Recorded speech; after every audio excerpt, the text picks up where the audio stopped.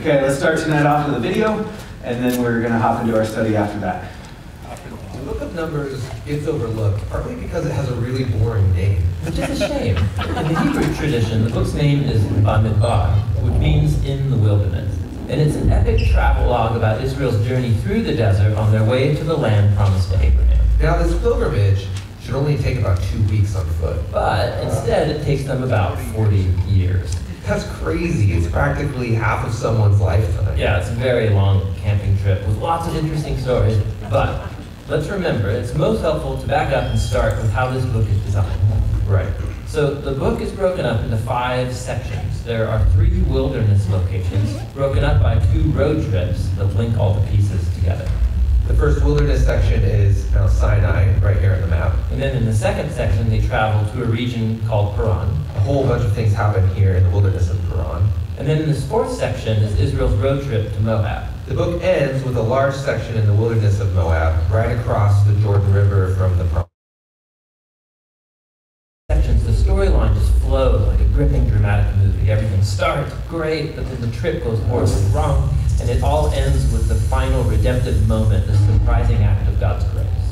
So let's jump into the story. It all begins at the wilderness at Mount Sinai, and we've become really familiar with this mountain. Yeah, if you remember, Israel came here after Egypt, and they formed a covenant with God here, got the 10 Commandments here, built the tabernacle here, and they've been at this mountain for 1 full year. And now they take a census to number the people as they prepare to leave. Right, and they're given these instructions for how to organize all those people in camp.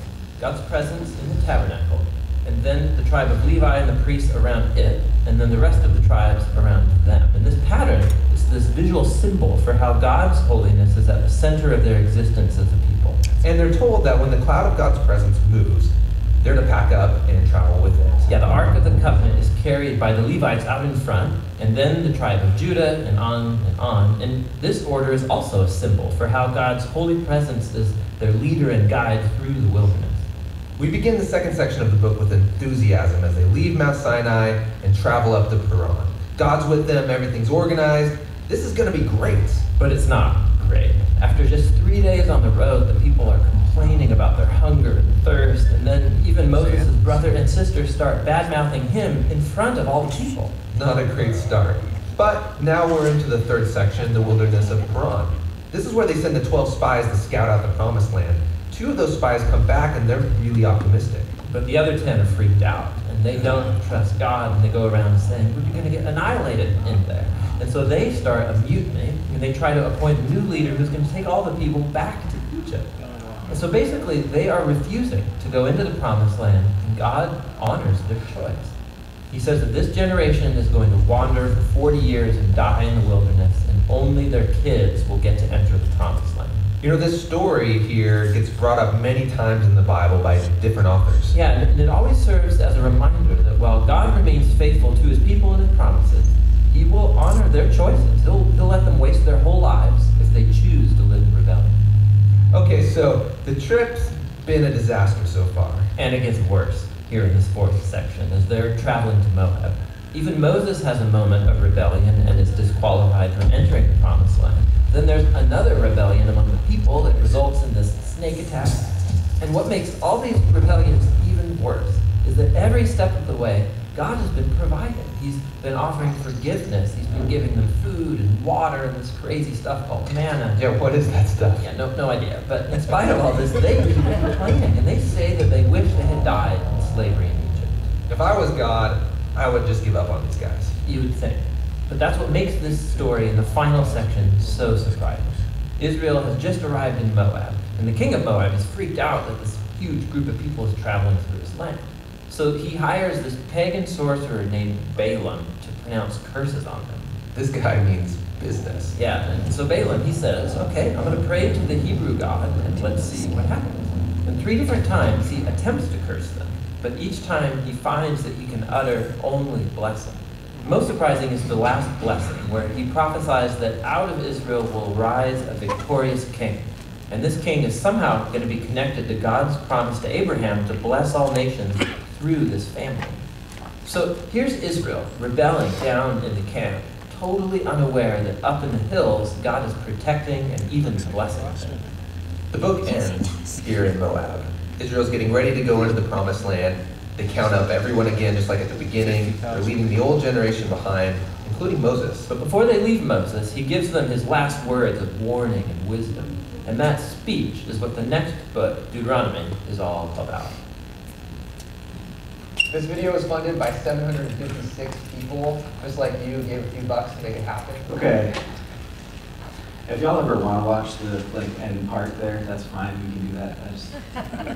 You can do that on your own time too. So, okay. So that gives us a little bit of an overview of the book.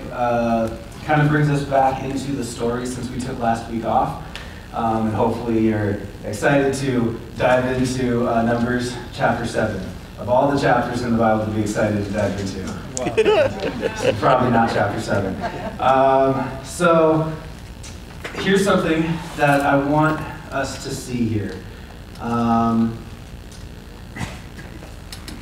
Look at verse 1 of chapter 7. On the day when Moses had finished setting up the tabernacle and had anointed Messiah and consecrated it with all its furnishings and had Messiah and consecrated the altar with all its utensils, then here's what people do, here's the offerings that they bring. What day is this talking about? The day that Aaron's sons got wiped out. No, this is a good guess, but it's actually a bit before that. So on the day that he finished setting it up, consecrating it, its furnishings, and its altar, if you go all the way back to Exodus chapter 40, verse 10, it says, "You shall anoint the altar of burnt offering, all its utensils, and consecrate the altar so that the altar may become most holy. You shall also anoint the basin and its stand, and consecrate it, etc., etc." And this Moses did. So the events of Exodus 7 take place alongside the events of Exodus 40. Exodus 7 says, on the day that Moses did the things that he does in Exodus 40. I just said Exodus 7. Number 7 says that the things happen on the day that Moses does the things in Exodus 40. What's that tell us about the book of Numbers? It overlaps the story. It overlaps the story, but if it's all one story, and it goes Genesis and then chronologically into Exodus, chronologically into Leviticus, and all the laws are being given at Mount Sinai, Numbers is out of order with the rest of the story. I think this is important. I actually think that it's really important. And we're going to see it a second time as we go through tonight, and we're going to talk a little bit more about it. So back to Numbers 7. Now that you know to look for, what do you mean it's out of order? As we're looking for that, why do the Kohathites, why did they not get a cart? You have to carry. They had to carry everything on their shoulders, right? It's holy. It's holy. Both of the other divisions of the Levites, the Merarites, and the Gershonites, thank you.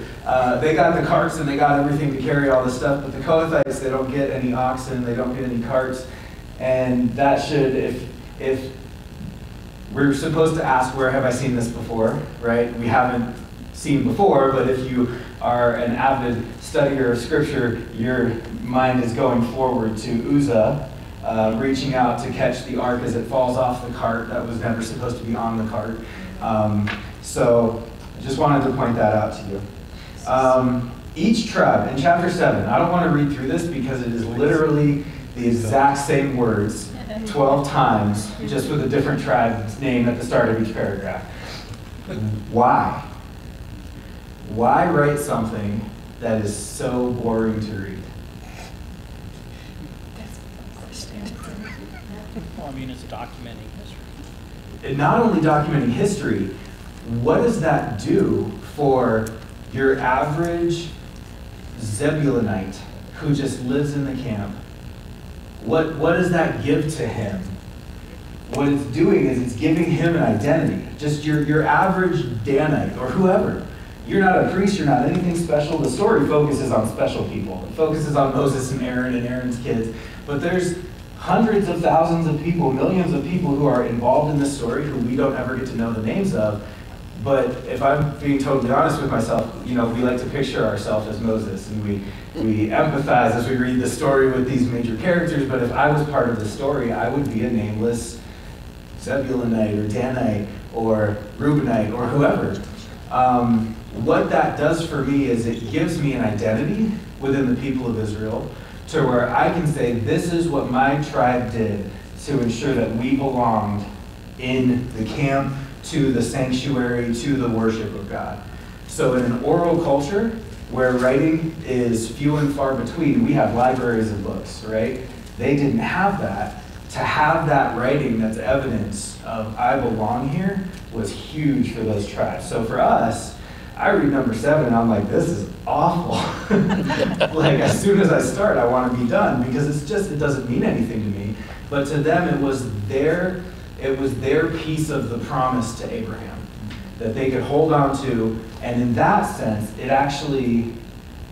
it's not exciting, but it does point us to Jesus as the fulfillment of the promise of Abraham. And so we can see how that is important. Could that be also that, since this is the second longest chapter in the Bible, that God records all your offerings, whether you know or not? You see what I'm saying? He recorded all of them, and these people, we don't know, these people are there and then gone. We don't know who they were. So their offerings were important to God. Definitely. And you look at the widow's mite, her offering was important to God. Oh, that's interesting. That's what I was thinking. Okay. You're a great preacher. Because you're pulling application right out of there. I love it. Okay. Anyone want to say anything about chapter 7 before we move on? I'm not going to take our time and read all of this. I hope you did it on your own. Yeah. Okay, good. We're going to push on ahead to chapter 8. The 7 lamps. Okay. We'll just read it. Now Yahweh spoke to Moses, saying, speak to Aaron and say to him, when you set up the lamps, the 7 lamps shall give light in front of the lampstand. And Aaron did so. He set up its lamps in front of the lampstand as Yahweh commanded Moses. And this was the workmanship of the lampstand, hammered work of gold from its base to its flowers. Do lamps have flowers? Does a lampstand have flowers? Yes. One does. Yes. Like, do you think when you think of a lampstand like a menorah, do you picture flowers? I don't, right? This one does because it's a picture of the garden, the tree of life, right? It's the tree of life. It was hammered work according to the pattern that Yahweh had showed Moses. He made the lampstand. Okay, you guys knew the answers because we've seen this before. In almost these exact words, we've seen this before. So why is it repeating itself? Okay, where have we seen this before? When God told Moses how to set up. Which was in the book of Exodus, which was Out of order. before or after they arrived at Sinai? Before. It was when they were at It was when they were at Sinai, right? So they get to Sinai, and God says, make the tabernacle this way. So while they're at Sinai, God is describing to them how to set up the tabernacle. Now in Numbers, before they leave Sinai, God is describing to them how to set up the tabernacle. And what is the term called when you have a... Kayam. There you go. Thank you. I knew love what you it. were trying to say. We've been doing this a while now. So great. Yeah, you knew the answer to the question. I couldn't even come up with the question. It's a chiasm, right? We looked at Leviticus, how Leviticus is structured as a chiasm with the Day of Atonement in the center. And we talked about how Exodus and Numbers contrast each other as a chiasm. And it gets so specific in its chiastic structure that the description of the lampstand at Sinai in Exodus and the description of the lampstand at Sinai in Numbers mirror each other, not only in the structure of the story, but even in almost exactly the same language that's being used. So there you go, chiasm. You guys are great. Go ahead. I was looking up what's the difference between the menorah and the Hanukkah. Aha. Okay. And then I read that Jews never light the menorah, that since the temple is destroyed, there's no menorah. Yes. Okay. What do the 7 lights on the menorah represent? Ooh, so I'm always hesitant to say X represents Y. I kind of pull back from that language when other teachers use it. What I would rather ask is, where have we seen 7 before? And how can that story influence our understanding of the relationship between those two things? Right? And so where have we seen 7? Everywhere, but first and foremost, creation. Yeah. Right? So and what's the first thing that was done at creation? Light. Right? He ordered, let there be light, and there was light. And so I would relate the light from the lampstand, and the lampstand, of course, being a symbol of the tree of life, and with the flowers and the calyx and all these things, the almond blossoms of that description, and the light emitting from the 7 lamps, I would equate that with creation. So what does that represent? I don't really want to go there.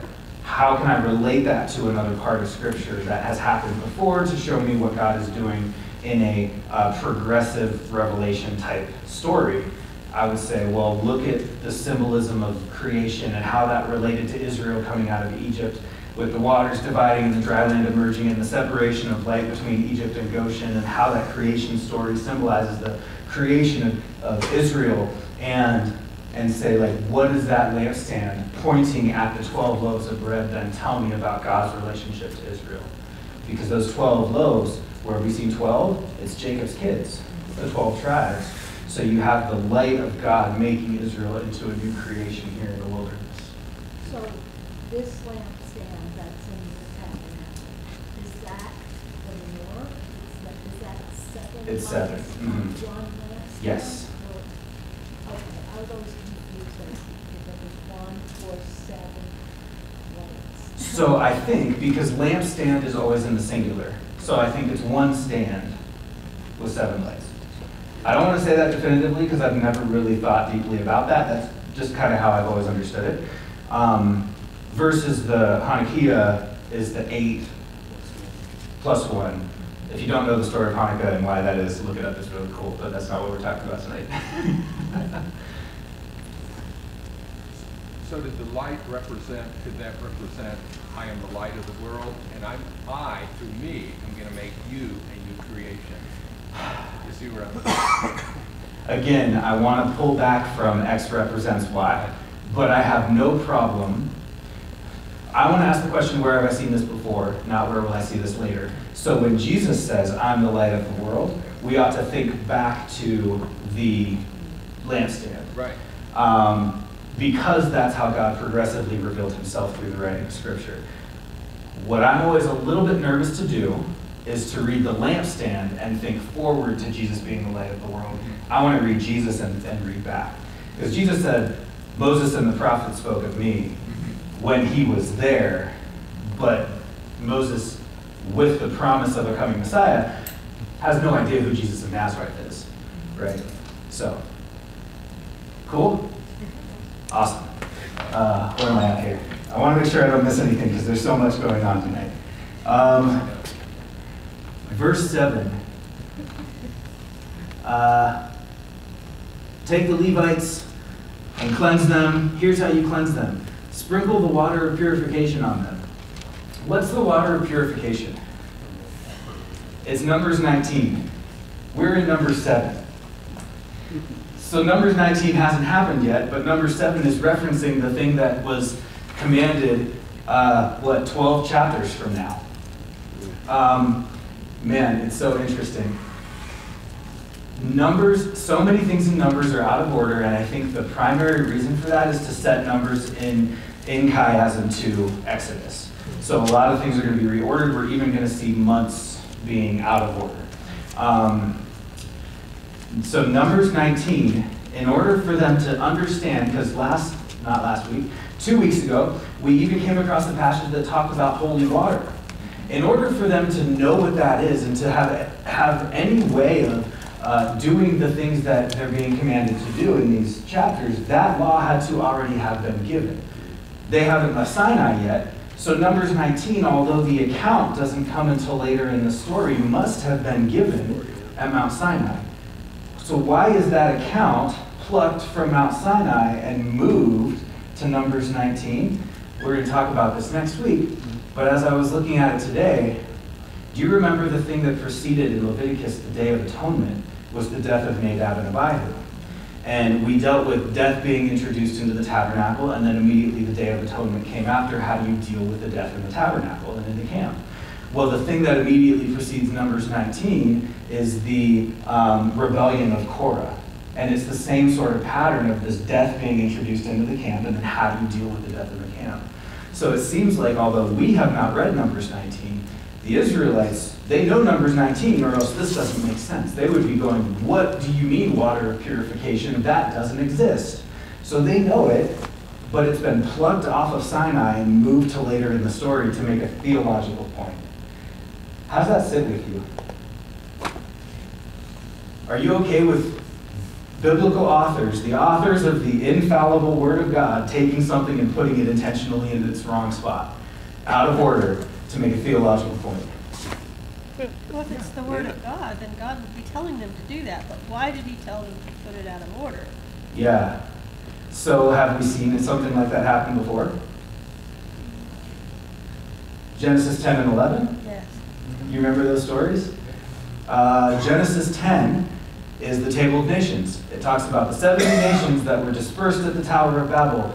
But the problem with that is the Tower of Babel hasn't happened yet. It doesn't happen until the next chapter. And why would he put those two events out of order, if not to show that the making of the name at the Tower of Babel, and to set that in contrast to chapter 12 with God making Abraham's name great, right? So you have the intentional reordering of historical events by biblical authors to make a theological point. John does it, by the way, in his gospel. The whole thing is like super out of order. It's wacky. If you compare it with the synoptic gospels, it just doesn't line up, because he's taking things, putting them in a non-chronological order intentionally to make a theological point. And a lot of people have a big problem with that. I just want to make sure you guys are cool before we move on. That problem could just be because we're American. 100%. Western. 100%. Everything has to go in order. Oh yeah, totally. We're linear thinkers, and most of the rest of the world is not linear thinkers. In location today or history before, most of the rest of the world is not linear. They use circular reasoning, and boy, it's different teaching in Uganda than it is here. You gotta just draw circles in your mind the whole time. Let's jump ahead.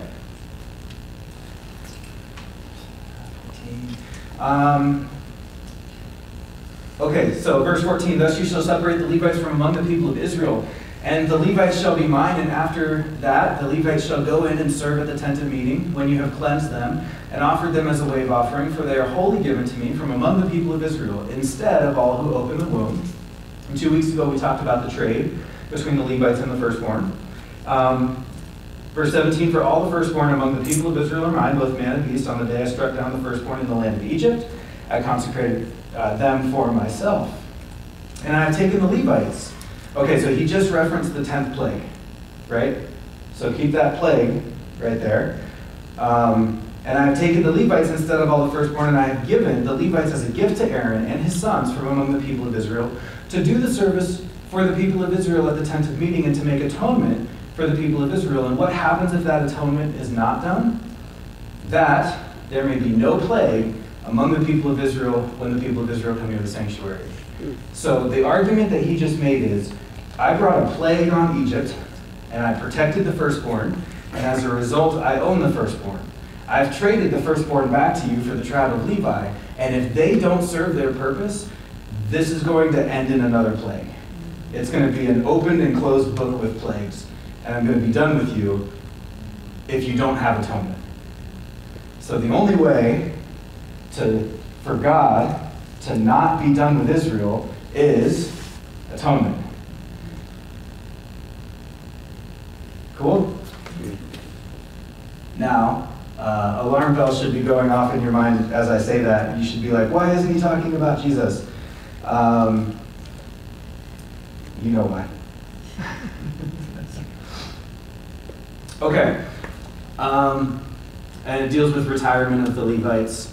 I guess we're supposed to retire at 50 if we want to take that as prescriptive. Okay. Let's back up to Numbers chapter 1 real quick, and then we'll make our way back to Numbers 9. So Numbers starts on the first day of the second month in the second year.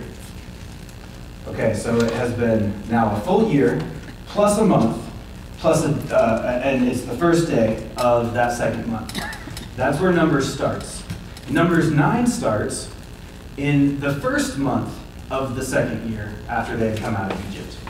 So, Numbers 9 takes place 1 month before Numbers 1. Isn't that great? Flashback. Just makes it super easy to understand, right? Okay. So, it's out of order. Why is it out of order? I think because we're putting a chiasm together. And I think that is extremely intentional on the part of the biblical authors. It makes it very easy as a Hebrew person to understand the message when it's set up in a chiasm. We're not Hebrew people, so it's not always so easy, and we have to do a little bit of digging. You should keep the Passover. That's what the whole first paragraph is about. But what happens with these people who come to Moses and say, we are unclean through touching a dead body? Why should we be kept from keeping the Passover? Why should we be kept from celebrating the feast at the tabernacle? And what does Moses say to this? Did you notice in verse 8? Yeah, let me ask God. Let me ask God. Yeah, stand by. I'm going to go talk to Yahweh, and I'm going to come back to you. And here's what Yahweh says to Moses. Speak to the people of Israel, saying, if any one of your descendants is unclean through touching a dead body, remember, is uncleanness sin? No. That's not sin. They don't have to make a sin offering. Or is on a long journey. He can't make his way to the tabernacle. He shall still keep the Passover to Yahweh in the second month on the 14th day of the month. Now, when's the Passover normally celebrated? First month, 14th day of the month. So he waits 30 days. He can wait a month, and he celebrates the Passover. What does that tell me about God? He's flexible. He wants everybody to be able to do it. I like that. He's flexible. Yeah, he wants everyone to be able to do it. It's so important to him that this be done. But it's also so important that it be done right. Because if an unclean person comes, that would be sin. You can't, even though uncleanness is not sin, you can't just bring it into the tabernacle. So, wait a month. Celebrate it then. Who's this law for? You shall have one statute for both the sojourner and the native. You see that at the bottom of the paragraph there? So, who's the sojourner? Anybody else? Anybody else? Gentiles. It's Gentiles. And the native is Israel. So, who's the law for? Everyone. There you go. Man, you guys are on it. I think I told you before, but I've had people come after me for saying that the law applies to Gentiles. And I'm just like, look, sojourner and native, and here we are. It makes perfect sense. But just be ready, it doesn't make sense to everyone. Now, the end of this chapter, it has the cloud covering the tabernacle, and it basically says in far more words than this, that when the cloud sets down, you put the tabernacle there, and when the cloud lifts up, you follow the cloud through the wilderness, and you put the tabernacle where it sets down again. This is how God is going to lead the people through the wilderness. They're going to be following the cloud. Okay. We have just pushed through 3 chapters really, really fast. I love it. Anyone need to slow down or have any questions about anything we just talked about? Could you go? Oh, sorry. Go ahead, You go Bob. first. Back to the point you made about the law being for everybody else. Yes. In the context of that verse, I see it perhaps not as comprehensive. Sure. But more as if these people are among you or with you, because there was this mixed multitude that left from Egypt that were not of Jewish origin, but that were in the community. Yes. And so I see how the law to them works, or perhaps they're included in it, but for somebody who's outside of that bigger group, it's not that clear to me that the law is being pointed at them. Sure. Really great question. So, Deuteronomy 28, or Leviticus 26, if you want to look at the first occurrence of it, is the blessings for obedience and cursings for disobedience, right? I think you've seen me draw that picture at least once. God, in Genesis 15, says to Abram that he's going to take his descendants and put them in Egypt for 400 years. And he says that one of the reasons he's going to do that is because the iniquity of the Amorites is not yet complete.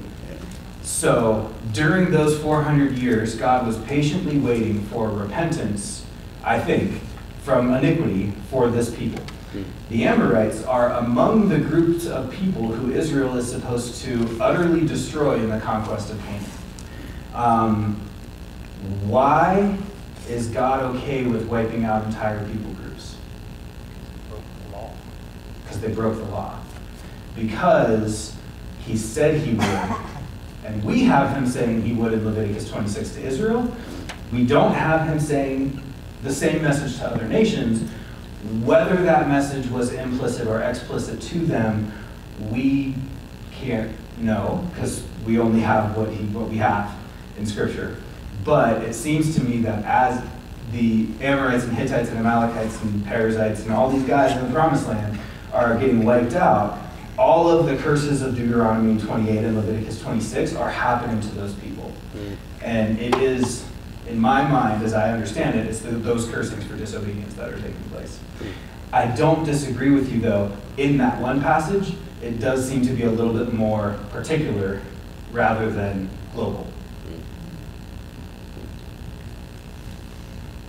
I was just gonna, it's interesting, you know, when everyone was numbered, the men who could serve in the army are 20. And then you've got the Levites are 25, and you have the priests, then you have, the priests are 30. Yes. So, you know, is it just a Western perception that the age of accountability is really young? Because if you were 19, you got to go into the Promised Land, right? I think. You weren't 20 yet. That would be my opinion looking at that. If you were 19 years old or younger, you were not accountable, and you weren't going to die in the wilderness. I don't know. I was just thinking about that. I don't remember, and maybe we'll come across it. I remember that. Anyway. Sure. So is that just a Western deal? It is. So the age of accountability in that terminology didn't come around. I want to say it was around the mid-1100s, which was when you go through, kind of a response of the Catholic Church to some. I guess you could call it like heresies that have been making its way in that would eventually result in like the 95 Thesis and Protestantism, and now we're here. But the age of accountability is a really, I need to study it more to say more on it. I know that it's old and I know that it's complicated, but it's not as old as Scripture. It's like Catholic Church old. But to say anything more with authority, I'd have to do some research. Yeah. Is that okay? Yeah. Okay. Because I just thought it was interesting that they were pretty old when they weren't accountable. Right. You know. Yeah, it's not like they were 6 or something. Yeah. Yeah, that's a good point. Yeah. Some people don't like when I say I don't know, but for me it's the best. I don't know. That's fine. I'd rather you said that than fake it. Oh yeah, 100%. Okay, so who wanted to talk about trumpets? Someone came in and said, you said that? Yeah, but I'm looking forward, so I don't want to say that because I was thinking all the way forward to Revelation. Yeah. Yes. Okay. We'll bring them back. They're bringing them out of their land, basically on this walk and into the land, and then they're going to bring them into the land at the end. Okay. 7 trumpets. I think you're thinking on the right tracks. Oh. I left the track. I think you're thinking on the right track, but it's one of those things, again, where you read Revelation, you want to have Numbers 10 in your mind. Right. Rather than going, Numbers 10, silver trumpets, weird, let me go look at Revelation, because Numbers is not about Revelation. No. Revelation's about Numbers. Right? So, okay.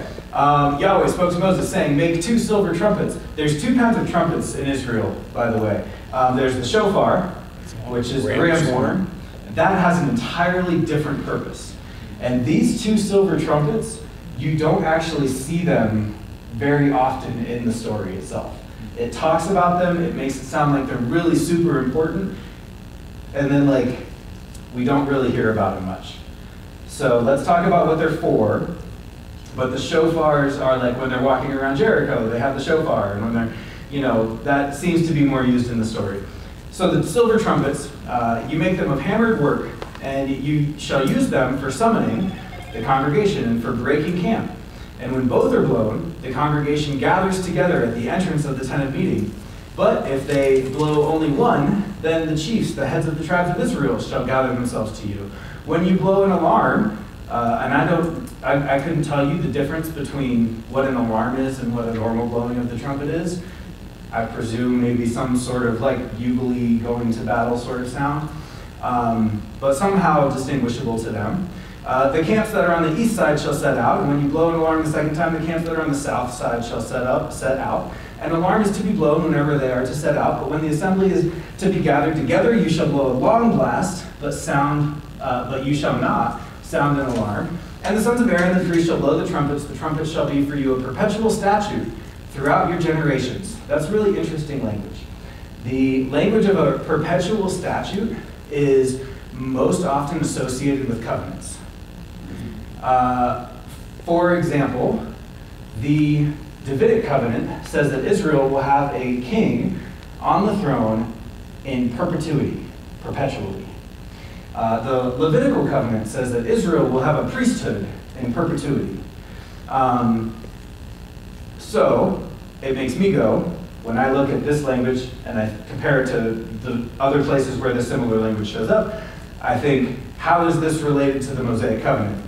And then I think, David, how is this, in its relationship to the Mosaic covenant, related eschatologically?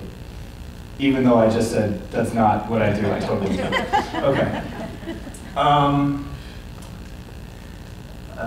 When God hears the sound, you'll be remembered before Yahweh your God and shall be saved from your enemies. Where have we seen that before? God remembering people? Smells the sacrifice. Oh yeah. Ooh, I wasn't even thinking about that, but you're totally right. I was thinking of where God remembers Noah. And after the waters stop and he's been on the boat for so long. But the Noah Ruach, which we talked about with the sacrifices, the pleasing aroma.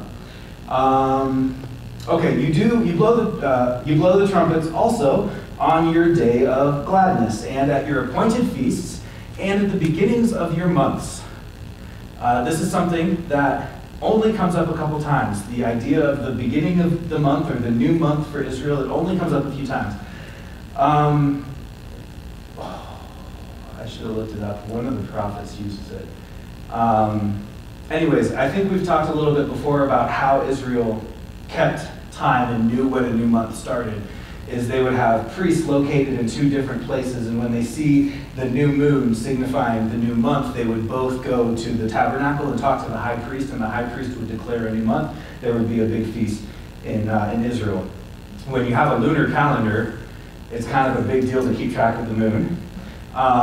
And the new month for Israel, their celebrations of the new month was a rejoicing in the providence of God to carry them into another month. When you think about, like, right here, they're about to leave Mount Sinai. Like in the next paragraph, they're going to leave Mount Sinai. They're about to go into the wilderness with enemies all around them, but God right here is promising them that they're going to have months in the wilderness, right? Okay. And you shall blow it over your burnt offerings and over the sacrifices of your peace offerings. They shall be a reminder of you before your Elohim. And who is your Elohim? I am Yahweh, your Elohim. Not, you're about to go to Canaan. Those aren't your Elohim. I'm Yahweh, your Elohim. Right? Okay. So, in the second year, in the second month, on the 12th day of the month. So, we had a flashback, and now we're 11 days after Numbers 1. So, the cloud lifted from over the tabernacle of the testimony, and the people of Israel set out by stages from the wilderness of Sinai.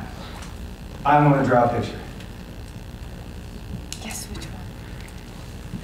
It's not that one. I know you think it would be. Okay. If you read and took your time reading Who Shall Ascend the Mountain of the Lord, you saw pictures like this with water, and then from the water it went to a mountaintop, and then after the mountaintop, what happened? It was different in each situation. For example, you have here the waters of creation. Remember that the earth was tohu vavohu, without form and void, darkness over the surface of the deep. Although there are other passages in Scripture that talk about creation ex nihilo, which means out of nothing, Genesis 1 talks about creation out of chaotic waters. So creation starts with water, and then God brings out land and makes Eden. And Eden is this amazing literary mountaintop and a temple of a place where he puts the king priests of humanity into Eden. And then when they leave Eden, you have exceedingly great sin, right? The sin in Eden, they get kicked out of Eden. The next thing that happens is murder, right? Okay. So you go from eating fruit to murder. Like, that's how quick the heart just flips that switch. Okay. Then you had Noah. And then Ararat. What's he do on Ararat? When he gets off the ark, he makes the altar and he sacrifices all the clean animals, and it's this amazing thing, and God makes a covenant with him. And I'm going to put the rainbow in the sky, and never again am I going to flood the world. And then what's the very next thing that happens? He plants a garden and he eats the fruit of the garden and he becomes uncovered. It's the exact same thing as what Adam did with the garden. He eats the fruit, he becomes uncovered. Sin. Okay. How about, where are we now?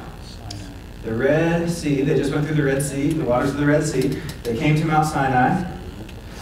And we are now leaving Mount Sinai. Gotta sin. What do you think is going to happen? Do some sin, baby. You know the story. They're gonna grumble. Because we've read the story.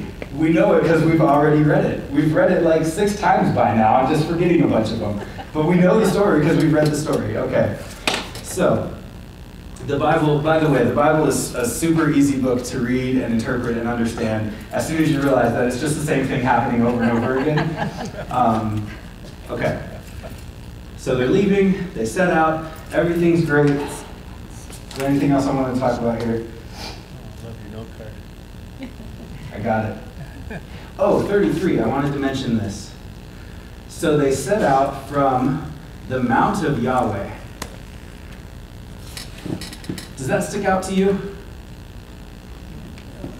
If you read Who Shall Ascend the Mountain of the Lord, you're probably like, well, it's the title of the book. But, you know, there's another mountain of God where Moses saw the burning bush, right? Or is that the same mountain? Well, Sinai is in the Horeb mountain range, and so people debate whether it's the exact same mountain or not. I'm fine with it if you want to say it is. Okay. But that's not the only one, because in Genesis, is it 24, where Abraham takes Isaac and the binding of Isaac and puts him, and what's he say afterwards? On the mountain of God, it will be provided, or literally, at Hira'ah, it will be seen, or on the mountain of God, he will see to it. So that is the mountain of God. Well, that was not Mount Sinai because that took place in the land of Canaan. Mount Moriah, right? That was Moriah? I think that was Moriah. Horeb is Sinai. I think that was Moriah.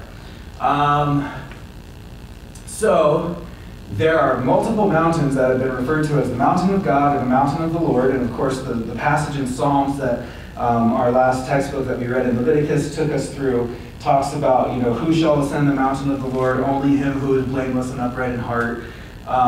What is the mountain of the Lord? And what I don't mean is, what mountain is he talking about? What I mean is, what is this literary symbolism telling us? What is the mountain of God? Where God dwells? Where God dwells, presence, So totally agree with that. Interaction between man and God. Interaction between man and God, 100%. But, what is Zion? When you get further on in the story, we're going to start talking about this place called Zion, or the city of David. And how is the city of David is this unique place within Jerusalem itself, but it's also referred to as Zion.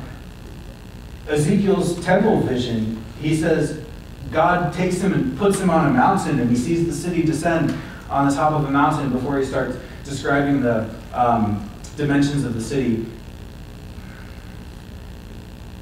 There's this concept of this cosmic mountain, of a place where God dwells, and where he put man in Eden is the place where he dwells. That was the time when the presence of God and the presence of man overlapped. And ever since then, it's as though humanity is trying to get back to the mountain of Yahweh. Right? David Crowell. But here they're leaving the mountain of Yahweh. So they have been at the mountain of Yahweh. Since Genesis 3, who are we looking for? We're looking for the seed. Moses seems like a really good candidate for the seed, because he redeemed the people of Israel out of slavery. It was through Moses that the law was given. We're going to read in a couple of chapters here that Moses is the only one who God speaks with face to face. He doesn't do that with other prophets. And he took the people back to the mountain of Yahweh. That's the only time since Genesis 3 that this has actually taken place. The mountain of Yahweh is hugely important, and it has to be something that we flesh out in the Old Testament to understand what the New Testament authors, like John in Revelation, are doing with his mountain language. I don't want to say analogy or metaphor, because I think we can read Revelation literally just fine. But it seems very clear that he's using the symbolism of the mountain from the Old Testament and how that language has been developed to establish what he's talking about there. So anyway, I hope that sparks something in you. And I hope you're like, I really want to pay attention and learn more about this. I'm not going to tell it now, because we're moving on. Taunting us.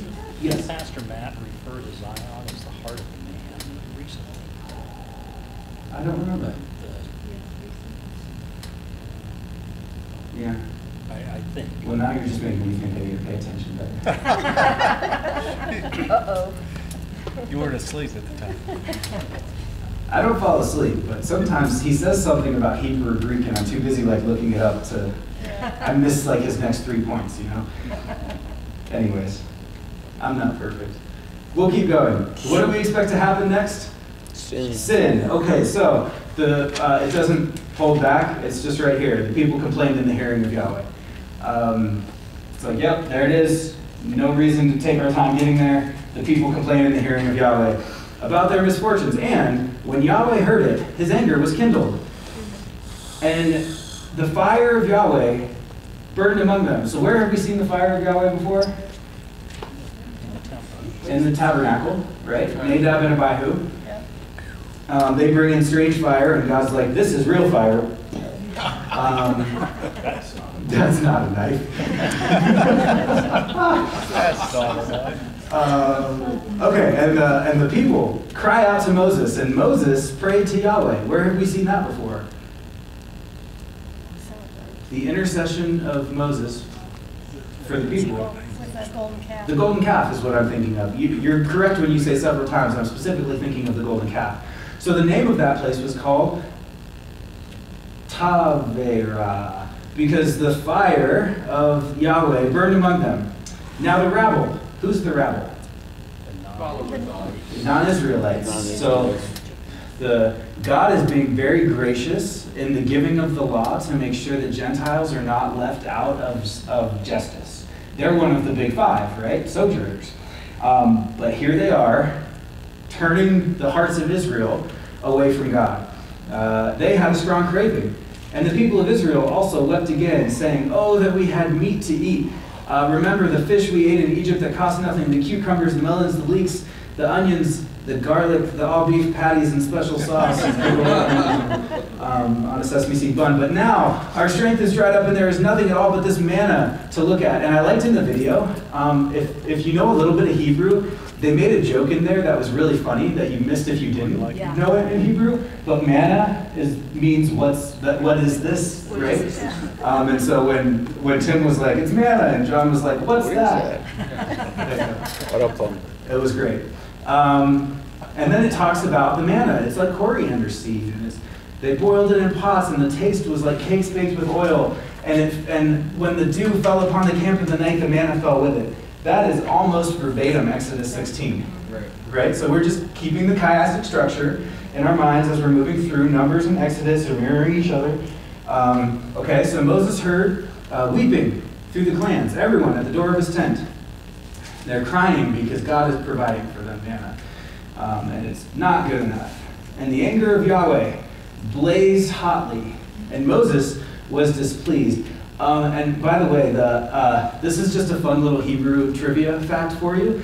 If I click on the word anger, and I look over on the right side of the screen under the information panel, which is behind the keyboard on this side, so you can't really see it, but it says the Hebrew word is af. Af is the Hebrew word for nose or nostrils. And for your anger to burn greatly is literally his nose was on fire. His nose was turning red. So that's just a little trivia for you. So the nose of the Lord was on fire. And Moses was displeased. Moses said to Yahweh, "Why have you dealt ill with your servant? And why have I not found favor in your sight that you lay the burden of all this people on me?" Where have we seen that phrasing before? Jethro. When Moses goes to Jethro, and Jethro says, "The burden is too great for you to bear." Do you think we're about to see Jethro, or someone maybe related to him, come up in the story again? Chiastic structure. Did I conceive all this people? Did I give them birth that you should say to me, "Carry them in your bosom, as a nurse carries a nursing child, to the land that you swore to give to their fathers? Where am I to get meat to give to all this people? For they weep before me and say, 'Give us meat that we may eat.' I am not able to carry all this people alone. The burden is too heavy for me." It's like he's quoting Jethro. "If you will treat me like this," and this is, I think, a little bit whiny. I at least read it that way. You know, text, it's hard to get the intonation from the text, but Moses feels really whiny right here. He's very humble. Super humble. "If you treat me like this, kill me at once. If you like me at all, if I find favor in your sight, if you care about me in any way, just kill me, that I may not see my wretchedness." So, the Lord said to Moses, "Gather for me 70 men of the elders of Israel." So last time, when Jethro told Moses to split the people up and put leaders over them so that he wasn't bearing the whole burden alone, it wasn't 70. It was, leaders of tens, hundreds, and 50s. Yeah, 10s, 50s, and 100s. But what Moses, I think in that moment, there's no indication that he didn't do that. But that's not actually how the leadership structure of Israel was set up. When you get into what we read 2 weeks ago in Numbers, the leadership structure of Israel was that he appointed 12. One person who was the leader of each tribe. And that person was responsible for counting the tribes. When he sends out the spies, he's going to take one person from each tribe. There's going to be 12 spies. So although Jethro said, "Do it this way," there's no indication that Moses doesn't do it that way, at least for a time, but that's not how the distribution of political power in the nation of Israel has been set up. It's been set up in 12s. Why are there 70 here? Does that mirror the 70 nations? Yeah. Absolutely, Genesis 10, right? Where we've seen that before, we've seen 70 in Genesis 10. I'm going to break my own rule. Are you ready? Okay. I know where you're going. Do you? Sanhedrin. Ooh, that's a good one, but it's not where I was going. But you're right, it's not where I'm headed. Okay. I'm just going to do a quick little search here for 70. And I'm going to jump all the way down here to Luke chapter 10, verse 17.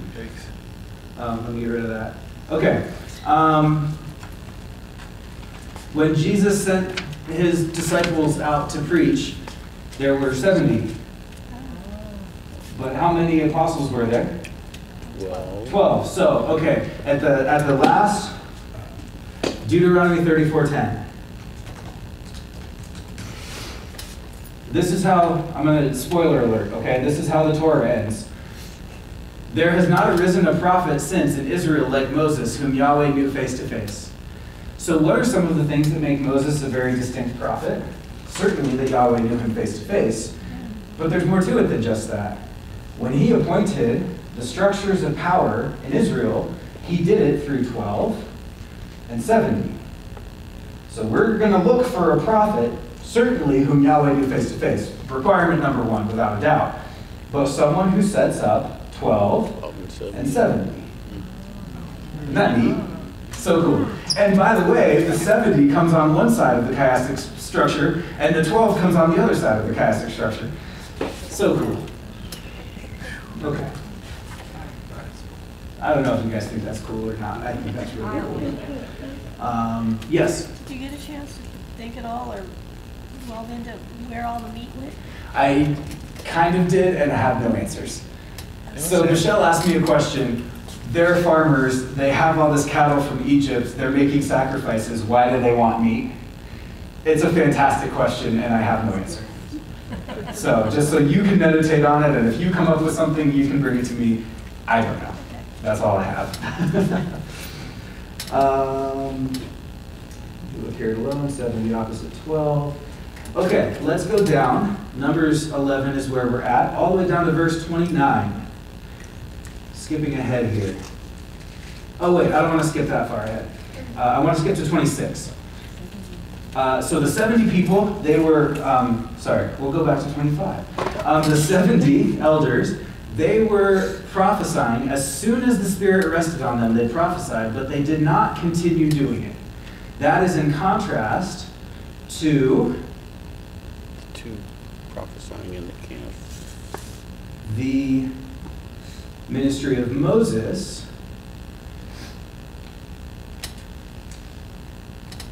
where God says, I will take some of the Spirit that is on you and put it on them. So where did God get the spirit of prophecy that he put on the 70 elders? From Moses. So what does that mean about the relationship between Moses and the Spirit that was different than the relationship between the 70 elders and the Spirit? Well, Moses got the Spirit directly from God, and they got it from Moses. Yes, but with Moses there's a sense of permanence. Sure. And with the elders there's a sense of temporariness. Come and go. Did they get 1/70 of Moses? Yeah, maybe. You see what I'm saying? Well, They begs weren't the- 70 Moses. Right. Right. So I'm thinking, was this a big mistake for Moses to do this? If they got 1/70th, that would have left Moses with nothing. Nothing. Yeah. Right. So Or the spirit Moses had was infinite. infinite. Regenerated. There's Uh-huh. yeah. Right. And there seems to me to be a contrast between the permanence of Moses' ministry and the temporariness of the 70 elders' ministry. But look at these two guys, Eldad and Medad. And the Spirit rested on them. They were among those registered, but they had not gone out to the tent. They prophesied in the camp. And a young tattletale ran and told Moses, Eldad and Medad are prophesying in the camp. And Joshua the son of Nun, the assistant of Moses from his youth, said, my Lord Moses, that's the word Adonai, by the way, stop them. But Moses said, are you jealous for my sake? And I'm going to read this more of like an NIV here. I wish that all Yahweh's people were prophets, that Yahweh would put his spirit on them. So, I'm going to break my rule again, because I'm going to look forward instead of back. But when does that happen? Pentecost. Pentecost, Philippians. Acts 2, right? Hmm? Oh, I have Philippians 1:18. What's in 118? Paul rejoices that others are spreading the word. I'd have to go back and read the whole thing. I just made a note of it. Okay. I knew it happened somewhere in the New Testament, and that's the first place I fell on. Sure. I didn't see the Acts. Okay, yeah, Acts 2 is Pentecost, when the Spirit descends, and there's a permanence of the Spirit in the church. Acts 2 is really when the church starts. And then coming out of that into Peter's sermon, 3,000 people get saved. And we've talked about the 3,000 people who died at Exodus 32 with the golden calf incident, and seen the kind of opposite of that being Pentecost with the 3,000 people who get saved. Great. So then the quail come, and there's a lot of quail. Got to be. They're not very big. Yeah, you have to have a lot to make a good meal, honestly. Well, the meat was yet in their teeth before it was consumed. Okay, hold on. Let's go back just one little sentence here. They spread them out for themselves all around the camp. What's the problem with that? They introduced death into the camp. Ooh. Right? Around. All around the camp there were dead quail. So, while the meat was yet in their teeth before it was consumed, the anger of Yahweh was kindled against the people, and Yahweh struck down the people with a very great plague. Interesting. Really, really interesting. Therefore, the name of the place was called Kibroth Hattava, because there they buried the people who had the craving. So, as a result of this plague, a whole bunch of people died. Did you see that? Because they had to bury the people who had the craving. So, the people up here who had the craving, Rabble. the rabble started it. They're certainly going to be involved. They had a strong craving. But I wonder if the people of Israel, who also weep for meat to eat, were destroyed in this plague. So as a result of the sin, this pattern that we see with the water to the mountain to the sin, as a result of the sin comes a plague, and a whole bunch of people die. And after that, they journey to Hazeroth, and they remain at Hazeroth. Let's look at a quick map. In my own studies, I do this often. I don't know if this is something you guys really like to do, but it helps me. Okay. So Mount Sinai is right down here at the bottom of the peninsula. I meant to bring that laser pointer. It's sitting on the floor of my office right now. Could I ask a question about that verse? Yes. Just there, is it not meaningful that we're not told here that the Lord went first before them? I mean, like in the past when they moved, we were told that the presence of the Lord moved first and they followed. And maybe that's not meaningful here, but when I was reading that, I paused and I'm like, did they just sort of go on their own side road trip here without the direction of God? Because it doesn't, in the past, like up to this point in time when they moved, we were told that the cloud moved first. That's true. That's a really good question. I didn't think to ask it. I think that it's just not giving us that detail because we already know that when they move, it's because the cloud moves. Okay. Up here we see the Lord, specifically Yahweh, striking them down, and down here the Lord hears the conversation as well. So I think it, in my mind, seems pretty clear that they're not moving apart from the presence of the Lord. Okay. I was just wondering whether that was indication of further rebellion, that they were now kind of just moving on their own. I didn't take it that way. Okay. I'd be interested if you could flesh that out more, but I don't take it that way. Yeah. So looking at the map, you got Mount Sinai down here at the bottom. When they leave Mount Sinai, before they arrive at Hazeroth, this segment of the trip is where the quail and 70 elders incident takes place. And then they arrive at Hazeroth, and that's where we are in the story right now. And you can see from Kadesh, right up here at the south end of the Negev, which is the southern desert of Israel, this is where the 12 spies are going to go north into the Promised Land and then come back and bring the report, which we'll get to at the end of our study tonight. Okay, how we doing? Everyone happy? As happy as we can be after that last chapter. Okay. Good. Next side of the note card. Miriam and Aaron spoke against Moses because of the Cushite woman whom he had married. Do you have an NKJV that you're reading in? It says Ethiopian. Ethiopian, yeah. So, if I just look at Cushite in a couple different versions down here. Sorry for coughing into the mic. Ethiopian and New King James 1900. The Vulgate gives us the Latin version, Ethiopiam, and the Septuagint, Ethiopises. So I'm not sure why the ESV and others decided to translate this. Well, actually, I do know why, because they're translating it from the Hebrew instead of the Latin or Greek, which is the Hebrew word kusi. So they're translating a Cushite off the Hebrew word, but this is not Miriam, is basically what I'm getting at. The Cushite woman, this is not a Midianite woman. The Midianites, well, where's that map? This is Midian over here at the bottom right of the map. See that? Yeah. Miriam's Moses' sister anyway. I didn't mean Miriam. What's the wife's name for Midian? Oh, who cut the foreskin? Yeah, Zipporah. Zipporah. This is not Zipporah. Thank you for that correction. This is not Zipporah. Zipporah is a Midianite. This is a Cushite. So what's that tell us about Moses? Polygamist. Unless Zipporah was dead by this time, which we don't know. Which we don't know. Okay. Or she went home with Jethro. That's a fair argument.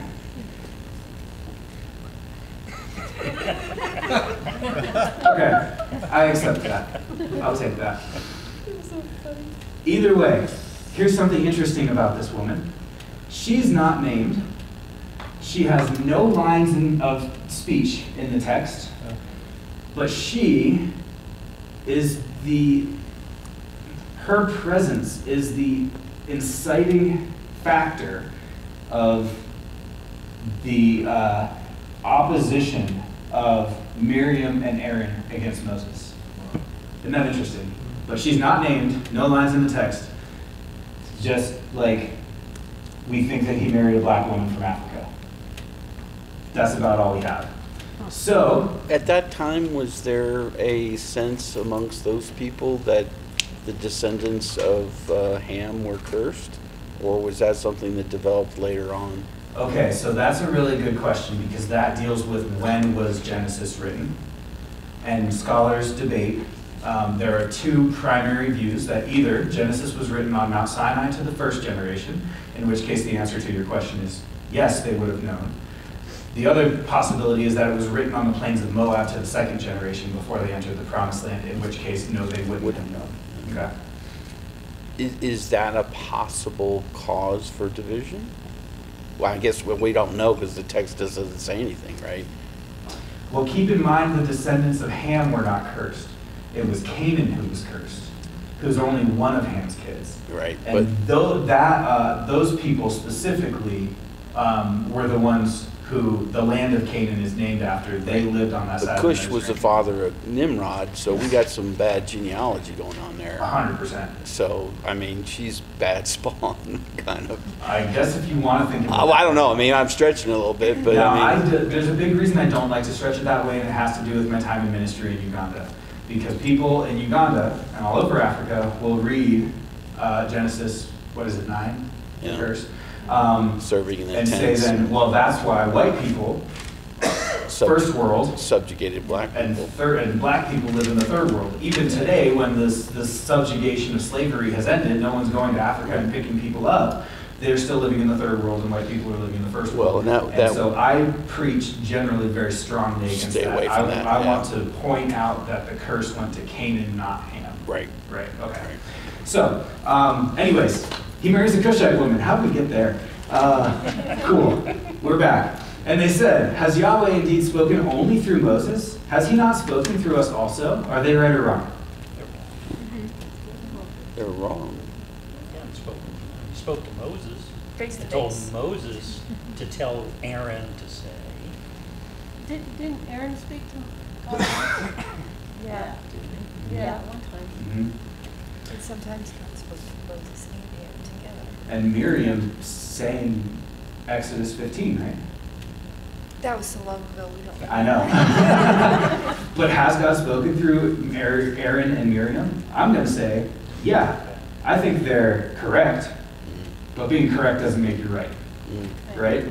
So, Yahweh heard it, and the man Moses was very meek. Yeah, Moses. More than all the people on the face of the earth, which is really what, like, if I'm writing something, and I want to make the point that I'm humble, I'm just going to really, like, put it out there. Right? I'm the most humble person on the face of the earth. Okay. And suddenly, Yahweh said to Moses and to Aaron and Miriam, "Come out, you three, to the tent of meeting." And the three of them came out, and Yahweh came down in a pillar of cloud and stood at the entrance of the tent, and called Aaron and Miriam, and they both came forward, and he said, "Hear my words. If there is a prophet among you, I, Yahweh, make myself known to him in a vision. I speak with him in a dream. Not so with my servant Moses. He's different among all the prophets. He's special. He is faithful in all my house. With him I speak mouth to mouth clearly and not in riddles, and he beholds the form of Yahweh." That's so cool. So, man, I hate this question, but I'm going to give it to you so that you can hate it too. Does God have a body? Does God have eyes and a nose and a mouth and hands and arms and legs like we do? If he wants to. If he wants to. Yeah. If we're made in his image, so does our image of God necessitate him looking like us? Or just, is the image of God something else? Man, you can just go off the rails on that conversation. What is very clear, okay, you remember Exodus 34, right? Where God tells his name, before I leave, I should remember where I'm at. Numbers 12. Okay, God tells his name to Moses, and he says, "Yahweh, Yahweh, merciful and faithful and abounding in steadfast love," and all those things that he lists, right? What happens right before that? You cannot see my face. So does God have a face? Yes. Sure does. I will cover you with my hand. Does God have a hand? When I take my hand away, you shall see my back. Does God have a back? And my face shall not be seen. Right? So does God have a body? Maybe not corporeally as we think of it, in this dimension, but he certainly has a form. And I think what you said, that part of being made in the image of God is not just the fact of the trichotomy of man with the soul and spirit and body, but is even if we are a holistic person and a soul and a spirit and a body, all three have to be there in order to have a person. And if we're going to actually be made in the image of God, then I think that all three of those things are going to represent God. So doesn't our body have to represent the form of God, whatever that is? I'm going to say yes, but I just wanted to pause here and talk about it because people are wild. And they'll grab onto that and make a big deal out of it. I'm working with Mormons. Yes. Of course, Mormons believe that God has a body and that he has sex with Mary. Right. So that's where I kind of think it's... You don't want to dive into that. Yes. Goodness gracious. And in your own ministry context, you have to decide whether that's important to dive into or not. Yeah. Yeah. This is my ministry context, so I can dive into whatever I want to dive into. I don't think anyone here's a Mormon. If you are, you're welcome. But I probably have upset you very much by now if you're a Mormon. So, when the cloud was removed from the tent, Miriam was leprous. And Aaron turned toward Miriam, and behold, she was leprous. And Aaron said to Moses, "Oh, Adonai." See the difference right there, Adonai, not Yahweh. "Do not punish us, because we have done foolishly and have sinned. Let her not be as one dead, whose flesh is half eaten away when he comes out of his mother's womb." And Moses cried to Yahweh, "Oh, Elohim." Interesting. "Please heal her, please." But Yahweh said to Moses, if her father had but spit in her face, should she not be shamed 7 days? Let her be shut outside the camp 7 days, and after that she may be brought in again. So Miriam was shut outside the camp 7 days, and the people did not set out on the march till Miriam was brought in again, and after that the people set out from Hazeroth and camped in the wilderness of Paran. What was she doing for 7 days outside the camp? Becoming pure, right? Because if we just read this in order, we might be tempted to say, well, I don't know, why are you asking that? The text doesn't say, but because I am who I am, and you guys know that Numbers 19 is coming, because I can't drop it. Sprinkle the water of you know that on the 3rd day she's being washed, and on the 7th day she's being washed, and on the 8th day she's going to be able to come back into the camp. Yeah. Why what? Why was Miriam punished? And not Aaron? Yeah. Oh man, I don't know. Aaron always seems to like have God's favor Mm, when he does things against him. that's true. I don't know. Good question. Right? That helps notice that. Maybe Miriam started the argument. She started it.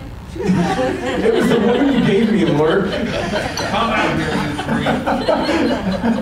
She was the one who riled up the marriage thing. Ben's over here like, women, huh? That's why he's here by himself. So where's Nicole tonight, Ben? She's literally not here. Oh, boy. Okay, we have one more chapter to go.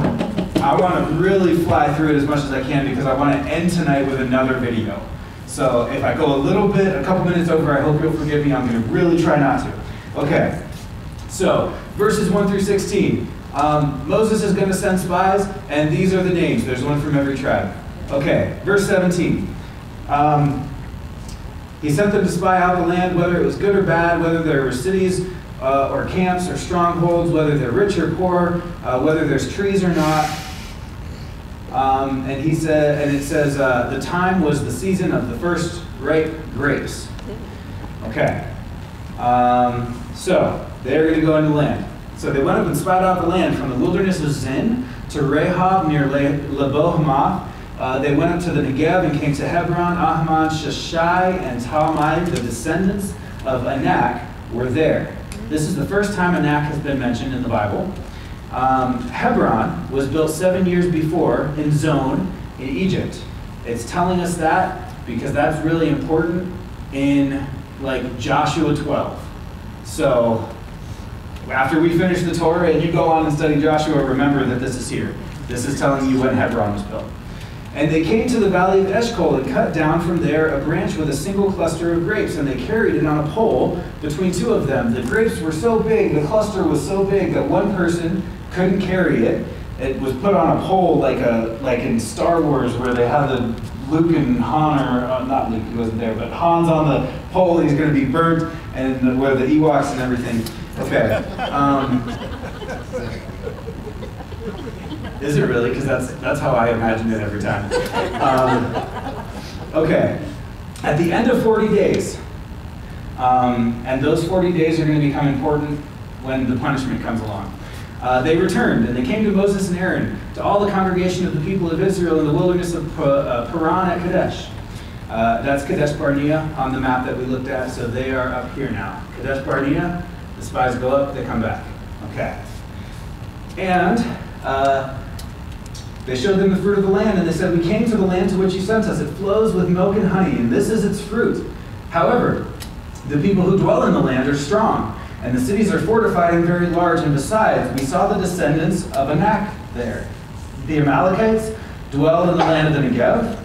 The Hittites, the Jebusites, and the Amorites dwell in the hill country, and the Canaanites dwell by the sea and by the Jordan. So down here are Amalekites, and then you have Hittites and Amorites and Jebusites in the hill country over in this area up here, and then you have the, was it Canaanites? Yes, and the Canaanites dwell over here by the sea and over here by the Jordan. So they've gone, this line is a little bit short, is what I'm telling you.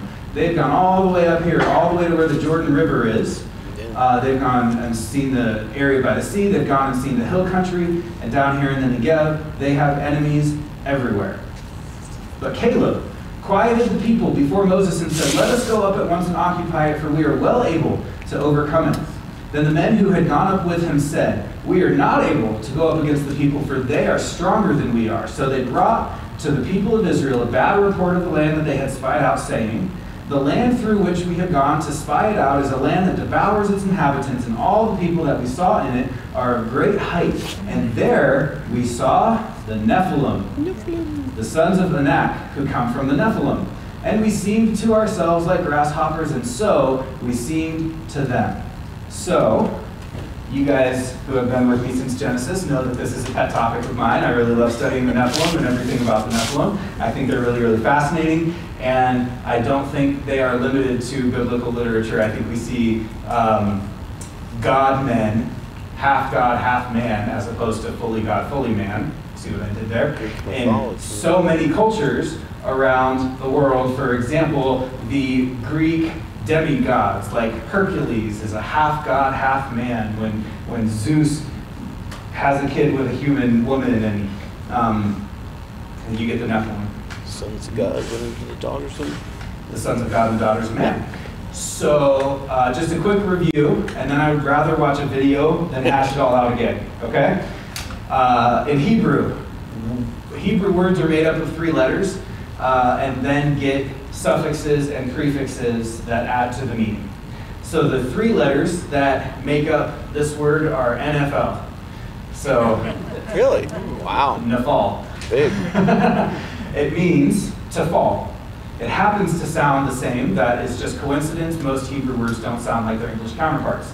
But nafal means to fall. When the word is given a ym at the end, or an eem, it becomes plural. And it's expressed as a noun instead of a verb. So this word means the fallen ones. Nephilim literally means fallen ones. Now, it is complicated to translate it that way every time it shows up. So versions like the ESV just say, we're not going to translate it at all, and leave it as Nephilim. When I start talking about Nephilim with someone who has never studied the Torah before, the first question I get is, they all died in the flood, right?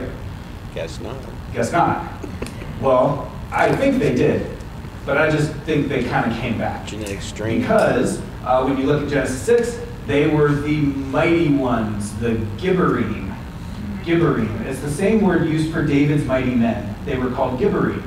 But they were the mighty ones, the mighty warriors of old. And after the flood, the next time that word Gibor, G-B-R, is the 3 Hebrew letters of that word, the next time that word comes up is Genesis 10, and it's describing, you said him earlier, Nimrod. Yeah. So Nimrod seems to be, in my mind, the place where the Gibberim, or the Nephilim, re-enter the story of the world post-flood. And what cities did he make? Nineveh. Babylon. Nineveh, the capital of Assyria. Nineveh is the capital of Assyria. Assyria dispersed the northern 10 tribes in 722 BC, and he founded Babylon, who took the southern 2 tribes into captivity in 586 BC. The 2 greatest nations who were the enemies of Israel in the Old Testament came from the first guy to be a Gabor post-flood. That's what's going on with the Nephilim. That's how important these guys are to the biblical text. Okay. Goliath, and by the way, if these are spiritual beings, and I believe that this is true, some people will argue about the identity of them, and that's fine. We can argue all day. I love this topic. If it's true that it is spiritual beings going into human women and making babies, then what we find in the Nephilim is I don't know what happened. What we find in the Nephilim is a caricature where God created, and now this evil spiritual realm is doing their own creating. They're creating this sort of new humanity. And that new humanity of the evil side of the spiritual realm, if you want to think about it that way, is going to constantly be at odds with the kingdom that Yahweh is setting up. The history of the Old Testament really focuses not entirely, but in a big way, on the fighting between Yahweh's kingdom and Nephilim, or giants. All over Deuteronomy 2, it's all over Samuel. Caleb, when he conquers Hebron, is literally a mountain where a bunch of giants live. And he goes and single-handedly conquers the whole mountain and makes that his home. Will that video work? Did we just lose projectors? We're good. Okay, then we're going to end with this video, and we won't even go that far over. So we've been learning about spiritual beings in the Bible, and I still have a lot of questions about the bad ones. Well, great. Let's talk about the Satan and demons in the story of the Bible. So let's start in the beginning. In Genesis 1, God creates a beautiful, ordered reality out of darkness and disorder so that life can flourish. He appoints humans as his representatives to rule over all of it, and 7 times God calls it good. Yeah, I experienced that kind of goodness often in the world, in things like beauty and truth, love and generosity. But in Genesis 3, we meet a creature who's in a state of rebellion against his creator. We're not told yet why or how he rebels, but he's on a mission to ruin God's good world for other creatures. This thing is trouble. Yeah, this creature is the Bible's first portrait of evil. It distorts what God has purposed for good, ruining and dragging creation back into darkness and disorder. So the humans join the spiritual rebel, which leads them back into chaos and death. And from this point on, the human rebellion is interwoven with a spiritual rebellion. And the biblical story shows how this happens over and over again. Okay, but wait, we're getting all this from a slithering snake? Well, there are clues in the story that it's more than just a snake. Remember, Eden is a high place where the earth and its creatures overlap with heaven and its creatures. So the snake could be a spiritual being. Well, Genesis 3 points in that direction, and then later biblical authors fill in the picture. Like when the prophet Isaiah has a vision of God's heavenly throne room, he's surrounded and being praised by the spiritual beings. Yeah, these are the cherubim around God's throne. But when Isaiah sees these creatures, he describes them as seraphim, which in Hebrew means snake. Ah, so the snake is like a former staff member in God's throne room. So why is he talking to the humans? Well, the prophet Ezekiel understood this figure as a spiritual rebel who didn't want to live under God's wisdom and authority. He wanted to be God. Oh, right. That's the same temptation the snake puts before Adam and Eve. Exactly. He says they could rule the world like God, but by their own wisdom. So they're all kicked out of the garden. Yeah, God says this rebel will now crawl on its belly. Where does it go after this? Well, the biblical authors offer subtle clues where this being is at work behind the scenes, animating division and hatred between humans. They also use a variety of images to describe this being. It's a snake, or a sea dragon, or a dark desert creature, or the king of death and the grave. He's also given many titles, like Tempter, or the Evil One, or the Devil, which in Greek means the slanderer. But his name is Satan, right? Actually, no. Satan is not a name. It's another one of these titles, which is why in Hebrew it has the word the in front of it. The Satan means the adversary, because he isn't for anything. Rather, he's anti-everything, working through lies to drag us back into darkness and disorder. That's intense. Now, what about these other spiritual rebels in the Bible called demons? What are they all about? Okay, so remember the concept of God's heavenly staff team, the divine council, or the sons of God. In the Hebrew scriptures, we're told that some of these rebelled too. When did that happen? Multiple times, actually. After the snake comes the rebellion of the sons of God in Genesis 6. We're told that they have sex with women who then give birth to violent warrior killings. Oh, right, the Nephilim. These are probably the strangest characters in the whole Bible. Well, strange from your point of view, but ancient readers knew exactly what was going on. The ancient kingdoms around Israel claimed to be founded and protected by giant warrior kings who were part human, part God, and filled with divine wisdom. Ah, I see. So the biblical authors are saying, hey, those warrior kings, they shouldn't be honored. Right. In this story, they're portrayed as human rebels who are captive to spiritual evil, spreading their violence in God's good world. Yeah, one of those kings in Genesis 10 goes on to build the city of Babylon. Yes, Nimrod, whose name sounds like the Hebrew word for rebel. And his kingdom leads to the next rebellion, where humans exalt themselves in Babylon. But God scatters that rebellion. And when Moses in Deuteronomy looks back at that story, he says that's the moment when God handed over the nations to worship the rebel host of heaven, the gods of money, sex, and military power. Moses is the first one to call them demons, that is, lesser spiritual beings. So demons are spiritual forces at work behind corrupt human power structures. Yes, but in the Bible they also work on the personal level, animating and exploiting humanity's greed and selfishness, as well as the weakness of our mortal bodies. In the Bible, spiritual evil is at work in anything that drags God's good creation back into chaos, darkness, and death. So this is why when Jesus arrives on the scene, he said his primary enemy is not human. Right. Jesus and his first followers viewed all the pain and suffering in God's good world as a sign of its captivity to death and spiritual evil. But they didn't think this was the end of the story. Right. Jesus knew that the only way out of this cosmic ruin is to overcome evil and death itself, even if it costs him everything.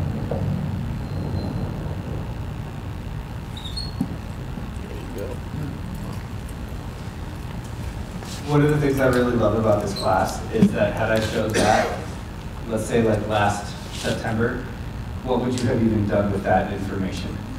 But now you could have written that, which I think is so awesome. That's kind of the depth of study that we're getting at here in the Torah.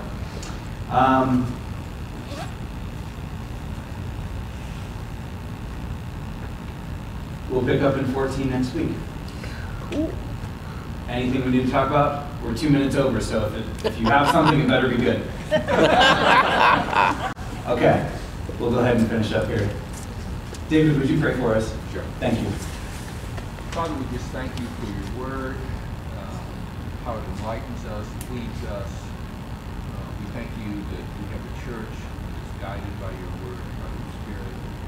Thank you for John, our teacher, the wisdom he has, and how he imparts it joyfully and with humor at times. We just thank you so much for that. We thank you for this class and each participant.